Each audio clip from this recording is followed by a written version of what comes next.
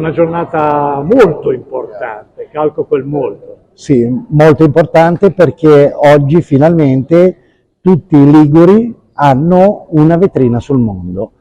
Salita Santa Caterina, città metropolitana, ha una vetrina che l'ha data, diciamo, all'associazione Liguri nel Mondo, in modo che possano mandare in onda tutti gli eventi, anche a chi non l'ha vissuti, in prima persona, passando e visitando dove c'è anche la sede del Basilico DOP.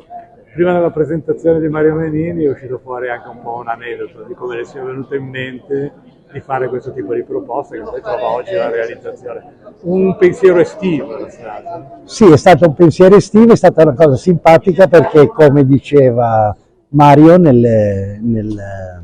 diciamo, nel suo discorso di apertura, è stata una cosa quasi occasionale. Di fronte a un caffè ci è venuta questa idea di mettere insieme le forze, città metropolitana con Liguri nel Mondo, per ottimizzare gli spazi di città metropolitana e dare un servizio a tutti i nostri liguri che sono in tutto il mondo. Per chiudere, cultura enogastronomica e tradizioni si sposano benissimo per portare poi in giro per il mondo la Liguria.